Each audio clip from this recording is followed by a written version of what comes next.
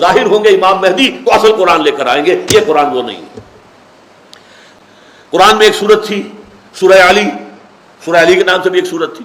اللہ شیعہ حضرات جو ہیں وہ قرآن پاک کو نہیں مانتے، وہ کہتے ہیں یہ قرآن مکمل نہیں ہے، قرآن پاک کے 40 پارے تھے، 10 پارے کوئی بکری کھا گئی، بلکہ قرآن میں کوئی ایک حرف نہ زیادہ ہے نہ کم ہے، جو اللہ کے حبیب کو اللہ نے دیا وہی ہمارے پاس ہے۔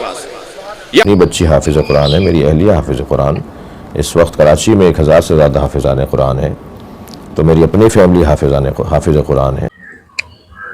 السلام علیکم ورحمۃ اللہ وبرکاتہ۔ ناظرین، کیا آپ کو معلوم ہے کہ قرآن مجید حقیقت میں 40 پارے تھے، 10 پارے کو بکریوں نے کھا لیے ہیں۔ آپ کو اس ویڈیو کے ذریعے میں وہی چیز دکھانے والا ہوں۔ کیا سیاہ میں کوئی حافظ قرآن نہیں ہوتا؟ اگر نہیں ہوتا تو کیوں نہیں ہوتا ہے؟ اگر ہوتا ہے تو پھر ہم کیوں کہتے ہیں کہ سیاہ میں کوئی حافظ قرآن نہیں ہوتا ہے؟ کیا سیاہ قرآن کو مکمل نہیں مانتے؟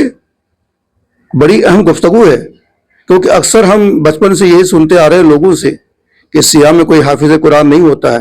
سیاہ لوگ قرآن کو 40 پارہ مانتے ہیں، 10 پارہ کسی نے چوری کر لی ہے یا بکری نے کھا لی ہے۔ یہی چیز آج تک لوگ کہتے آ رہے ہیں، ہم سنتے آ رہے ہیں۔ حقیقت کیا ہے، سچائی کیا ہے، میں آپ کو سیاہ سنی کے علماء کے ذریعے سے آپ کو سنا رہا ہوں۔ سنیے اور اپنے ذہن سے شک و شبہ کو ہٹائیے اور کیا حقیقت ہے اس پر عمل کیجیے۔ چلیے ہم سب مل کے دیکھتے ہیں۔ پہلی صفحے پہ اللہ نے مقدمے میں لکھ دیا لا ریب فیہ،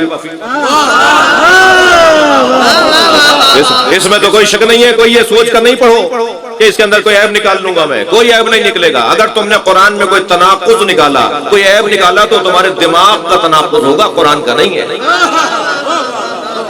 قرآن میں کوئی ایک حرف نہ زیادہ ہے نہ کم ہے، جو اللہ کے حبیب کو اللہ نے دیا وہی ہمارے پاس ہے۔ ہاں بھی میرے سنی بھائیوں سے دستبستہ گزارش کروں گا، اس بحث کو ختم کرو کہ شیعوں کا 40 پارے کا قرآن ہے، 10 پارے فلاں کی بکری کھا گئی، اس بکری سے ہمارا کیا تعلق جو قرآن کھا جاتی ہو؟ خدا کے لیے اس قصے کو ختم کرو، ہمارا کوئی 40 پاروں کا قرآن نہیں ہے۔ جی کسی بھی شیعہ کا دروازہ بغیر بتائے بجائیے، بیٹا اپنے گھر سے قرآن اٹھا کے لا، وہ وہی لائے گا جو آپ کے گھر میں رکھا ہے۔ کوئی 40 پاروں کا نہیں، کوئی ہمارا اور آپ کا 30 پاروں سے ہٹ کے قرآن نہیں، ایک ہی قرآن ہے۔ مسلمانوں کا کلام جو اللہ نے مسلمانوں کے لیے خاص، مسلمان فائدہ اٹھا رہے ہیں ورنہ تو سب کے لیے، وہ یہی قرآن ہے۔ شیعہ حضرات جو ہیں وہ قرآن پاک کو نہیں مانتے، وہ کہتے ہیں یہ قرآن مکمل نہیں ہے، قرآن پاک کے 40 پارے تھے، 10 پارے کوئی بکری کھا گئی، بلکہ میں نام نہیں لینا چاہوں گا لیکن آپ ہی کے علماء نے کچھ کہا بھی ہے، جی بالکل ہمیں اس چیز کا پتہ ہے اور وہ 10 پارے مل گئے ہیں یا مل جائیں گے اور ہم وہ سامنے بھی لے کے آئیں گے۔ تو اس طرح تو مطلب یہ کیا پھر دار اسلام میں رہتے ہیں اگر آپ قرآن کو نہیں مانتے تو؟ قرآن کریم جو اہل البیت علیہ السلام اور شیعہ جو مستند علماء ہیں، مثلا اس وقت جو شیعہ علماء اس وقت موجود ہیں، سیاہ کے بہت ہی اچھے اور شیعہ علماء سابقہ دور میں گزر گئے ہیں، ان کی کتابیں موجود ہیں، عقائد کی کتابیں موجود ہیں، تفسیر کی کتابیں موجود ہیں قرآن کے متعلق۔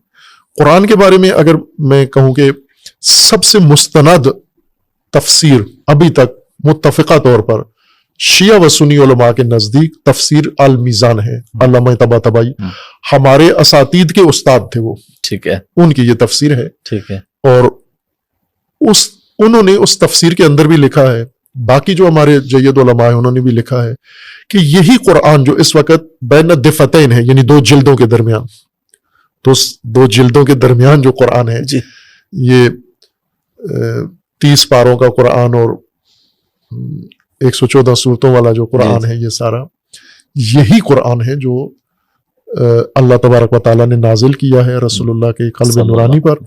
اور بلکہ اہل سنت کے ہاں قرآن کے بارے میں بعض اقوال ایسے ہیں جو تھوڑے کمزور ہیں کہ قرآن جمع کس نے کیا ہے، قرآن ترتیب کس نے دیا ہے، وہ صحابہ کی طرف لے آتے ہیں۔ یہ سب کام رسول اللہ صلی اللہ علیہ وآلہ وسلم نے خود کیا ہے اللہ کے حکم سے۔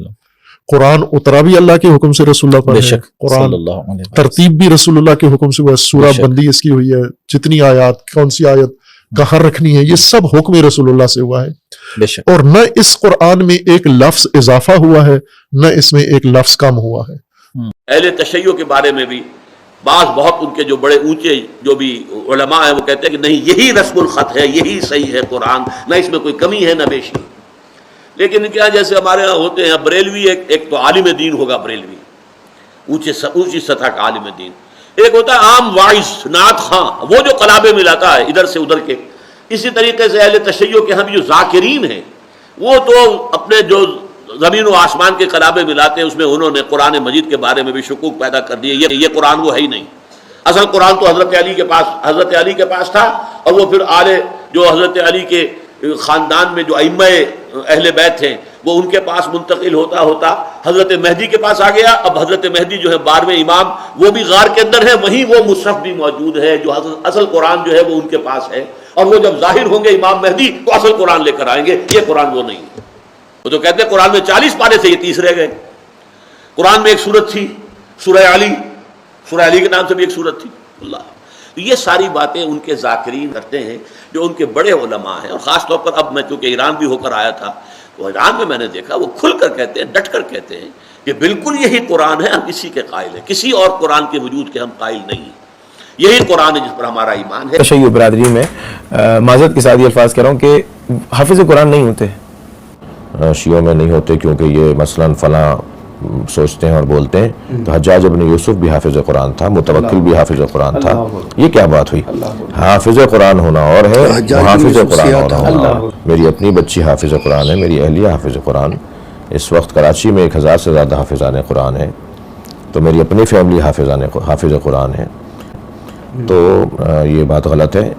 اگر بات کر رہے ہیں کہ حافظ قرآن، ہمیں حافظ قرآن ہونا چاہیے. میں نے جیسا کہا کہ میرے اپنے بچے حافظ قرآن ہیں، اور کتنے ہی شاگرد ہیں جنہوں نے ہمارے مدرسے کے کتنے ہی بچے، کوئی شاید 100 کے قریب تو میرے اپنے مدرسے کے بچے حافظان قرآن ہیں. حفظ کا شعبہ ہے ہمارے یہاں، اور حفظ پر اس وقت اہل تشیع کے ہاں بہت بڑی تعداد پوری دنیا میں حافظان قرآن کی ہے. اور ایسے اعجازی طور پہ معجزاتی حافظ قرآن ہے. یعنی حتیٰ آپ آیت پڑھیں اور کہیں کہ جی اس سے 5 آیتیں پیچھے والی پڑھو، تو وہ ایک لمحہ لگائے گا، یعنی وہ ایک دم 5 آیتیں پیچھے والی پڑھنا شروع کر دے گا. وہ کہتے ہیں اس کے بعد والی 15 آیتوں کو چھوڑ کے بعد والی آیت پڑھو. وہ 15 آیتوں کو ایک لمحے میں چھوڑتا ہے ذہن میں، اور اس کے بعد والی 15. ایسے حافظان قرآن ہمارے. تو یہ تو، لیکن اس کو فضیلت بنا کر اور اس کو عنوان بنا کر کسی کی مذمت یا کسی کی تعریف کرنا، تو جیسے میں نے کہا کہ حجاج بن یوسف بھی حافظ قرآن تھا، تو پھر آپ حافظان قرآن کا عنوان جو ہے دے کر، تو یہ کوئی عنوان اور فضیلت نہیں ہے. سیاہ سنی علماء کی باتوں سے ہمیں یہ پتہ چلا کہ سیاہ کے اندر 2 گروہ ہیں. ایک گروہ کا کہنا ہے کہ جو صحیح قرآن ہے، حقیقی قرآن ہے، وہ حضرت امام مہدی رضی اللہ تعالیٰ عنہ کے پاس موجود ہے. وہ جب قیامت سے پہلے آئیں گے تو حقیقی قرآن لے کر کے آئیں گے. اس وقت دنیا میں حقیقی قرآن موجود نہیں ہے. لیکن جو حقیقتاً سیاہ ہیں، جو معتبر عالم دین ہیں، ان کے نزدیک وہی قرآن ہے جو ہمارے نزدیک ہے. وہ اسی قرآن کو مانتے ہیں جس قرآن کو ہم مانتے ہیں، وہ اسی قرآن کو پڑھتے ہیں جس قرآن کو ہم پڑھتے ہیں.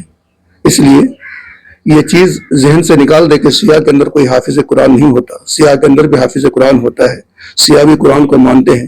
رہی بات کہ 10 پارہ بکری کھا گئی، 10 پارہ حضرت علی کی شان میں نازل ہوا تھا، ان کو خلفائے راشد نے چھپا دیا ہے، ان کو کہیں رکھ دیا ہے سمیٹ کر کے، تو یہ سراسر باتیں غلط ہیں.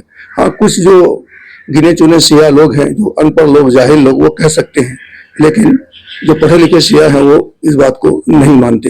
دیجیے اپنے